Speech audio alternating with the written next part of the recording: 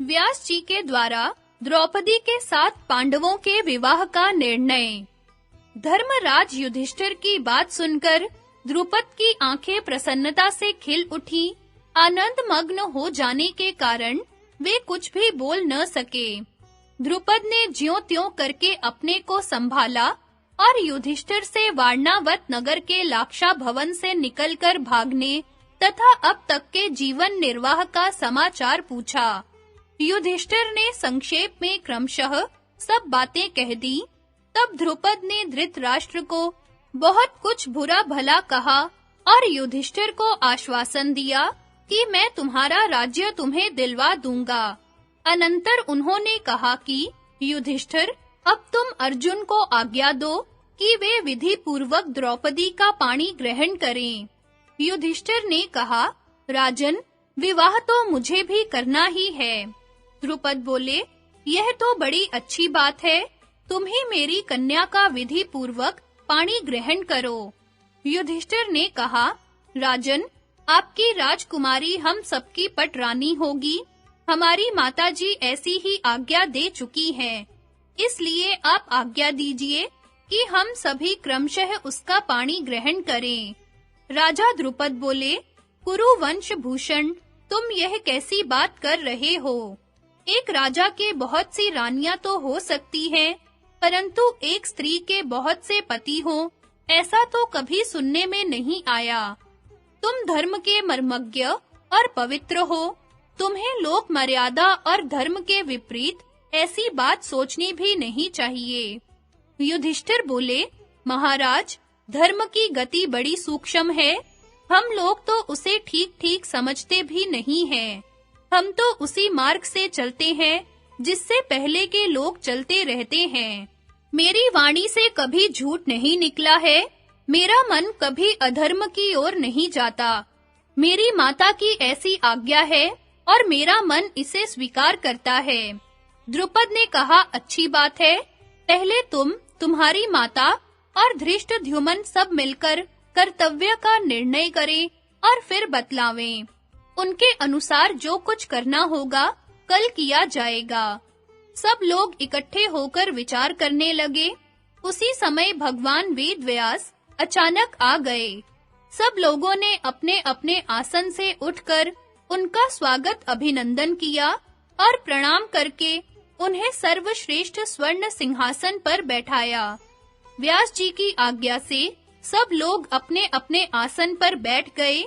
कुशल समाचार निवेदन करने के बाद राजा द्रुपद ने भगवान वेदव्यास से प्रश्न किया, भगवन, एक ही स्त्री अनेक पुरुषों की धर्मपत्नी किस प्रकार हो सकती है? ऐसा करने में संकरता का दोष होगा या नहीं? आप कृपा करके मेरा धर्म संकट दूर कीजिए। व्यास जी ने कहा, राजन, एक स्त्री के अनेक पति हो, यह बात लोकाचार और वेद के विरुद्ध है। समाज में यह प्रचलित भी नहीं है। इस विषय में तुम लोगों ने क्या-क्या सोच रखा है? पहले अपना मत सुनाओ। द्रुपद ने कहा, भगवन, मैं तो ऐसा समझता हूँ कि ऐसा करना अधर्म है। लोकाचार, वेदाचार और सदाचार के विपरीत होने के कारण एक स्त्री बहुत पुरुषों की पत्नी नहीं हो सकती। मेरे विचार से ऐसा करना अधर्म है। धृष्टद्युम्न बोला, भगवन, मेरा भी यही निश्चय है। कोई भी सदाचारी पुरुष अपने भाई की पत्नी के साथ कैसे सहवास कर सकता है? युधिष्ठिर ने कहा, मैं आप लोगों के सामने फिर से यह बात दोहराता हूँ कि मेरी वाणी से कभी झूठी बात नहीं निकलती। मेरा मन कभी अधर्म की ओर नहीं जाता। मेरी बुद्धि मुझे स्पष्ट आदेश दे रही है कि यह अधर्म नहीं है। शास्त्रों में गुरुजनों के वचन को ही धर्म कहा गया है और माता गुरुजनों में सर्वश्रेष्ठ है। माता ने हमें यही आज्ञा दी है कि तुम लोग भिक्षा की तरह इसका मिलजुल कर उपभोग करो। मेरी दृष्टि में तो वैसा करना धर्म ही जचता है। कुंती ने कहा, मेरा बेटा युधिष्ठिर बड़ा धार्मिक है। उसने जो कुछ कहा है बात वैसी ही है। मुझे अपनी वाणी मिथ्या होने का भय है।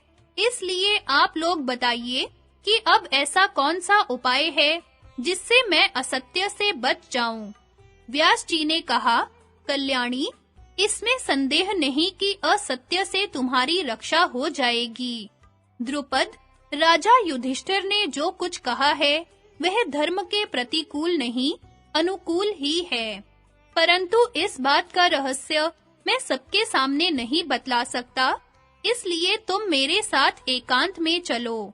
ऐसा कहकर व्यास जी उठ गए और राजा द्रुपद का हाथ पकड़कर एकांत में ले गए।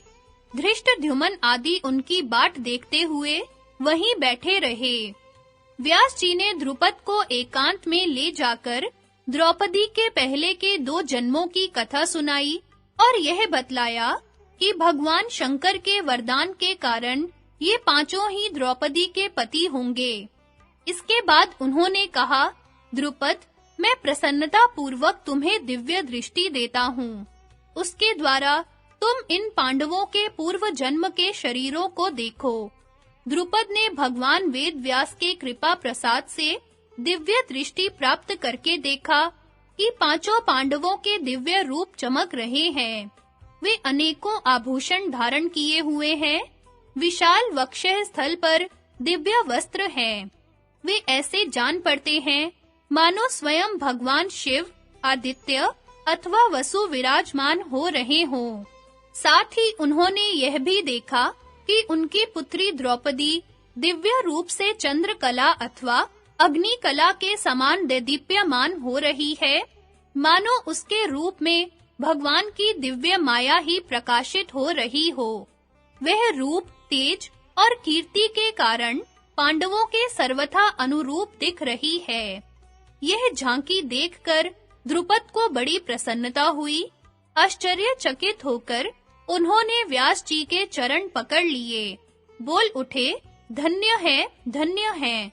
आपकी कृपा से ऐसा अनुभव होना कुछ विचित्र नहीं है। राजा द्रुपद ने आगे कहा, भगवन, मैंने आपके मुख से जब तक अपनी कन्या के पूर्व जन्म की बात नहीं सुनी थी और यह विचित्र दृश्य नहीं देखा था, तभी तक मैं युधिष्ठिर की बात का विरोध कर रहा था।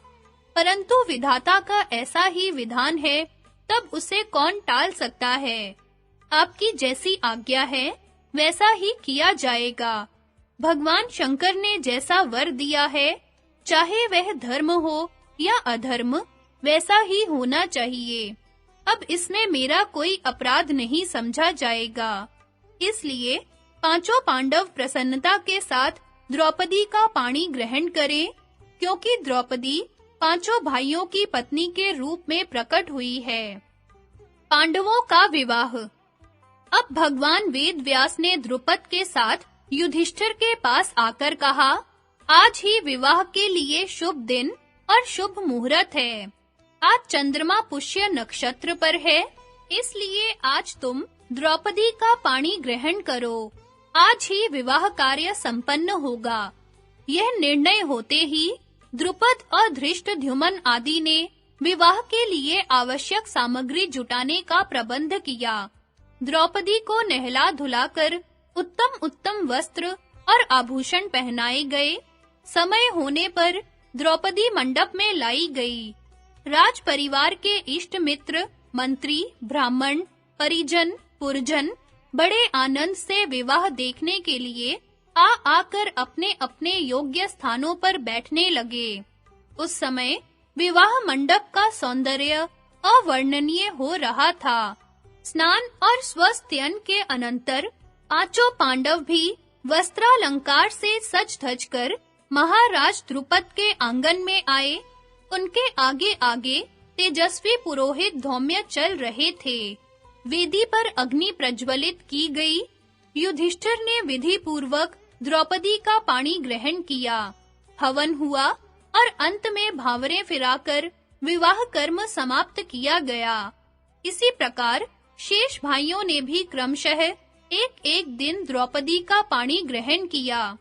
इस अवसर पर सबसे विलक्षण बात यह हुई कि देवर्षि नारद के कथनानुसार द्रौपदी पुनः प्रतिदिन कन्या भाव को प्राप्त हो जाया करती थी। विवाह के अनंतर राजा द्रुपद ने दहेज में बहुत से रत्न, धन और श्रेष्ठ सामग्रियां दी। रत्नों से जड़ी रासें, लगाम, उत्तम जाति के घोड़ों से जुते 100 रथ, 100 हाथी, वस्त्राभूषण से विभूषित 100 दासियां प्रत्येक दामाद को दी गईं। इसके अतिरिक्त भी बहुत सा धन, रत्न और अलंकार पांडवों को दिए गए। इस प्रकार पांडव अपार संपत्ति और स्त्री रत्न द्रौपदी को प्राप्त करके राजा द्रुपद के पास ही सुख से रहने लगे। द्रुपद की रानियों ने कुंती के पास आकर उनके पैरों पर सिर रखकर प्रणाम किया। रेशमी साड़ी पहने द्रौपदी भी सास को प्रणाम करके हाथ जोड़े नम्र भाव से उनके सामने खड़ी हो गई। तब कुंती ने बड़े प्रेम से अपनी शीलवती पुत्र वधू द्रौपदी को आशीर्वाद देते हुए कहा, जैसे इंद्राणी ने इंद्र से, स्वाहा ने अग्नि से, रोहिणी ने चंद्रमा से, दमयंती ने नल से, अरुंधति ने वशिष्ठ से और लक्ष्मी ने भगवान नारायण से प्रेम नेम निभाया है, वैसे ही तुम भी अपने पतियों से निभाना। तुम आयुष्मती, वीर प्रसविनी, सौभाग्यवती और पतिव्रता होकर सुख भोगो। अतिथि, अभ्यागत, साधु, बूढ़े और बालकों की आवभगत तथा पालन पोषण में ही तुम्हारा समय व्यतीत हो। तुम अपने सम्राट पतियों की पटरानी बनो, जगत के सारे सुख तुम्हें मिले और तुम 100 वर्ष तक उनका उपभोग करो। भगवान श्री कृष्ण ने पांडवों का विवाह हो जाने पर भेंट के रूप में वैदुर्य आदि मणियों से जड़े हुए स्वर्णालंकार, कीमती कपड़े, देश विदेश के बहुमूल्य कंबल, दुशाले, सैकड़ों दासियां, बड़े-बड़े घोड़े, हाथी, रथ, करोड़ों मोहरे और छकड़ों सोना भेजा। युधिष्ठिर ने भगवान श्री कृष्ण की प्रसन्नता के लिए सब कुछ बड़े हर्ष से स्वीकार किया।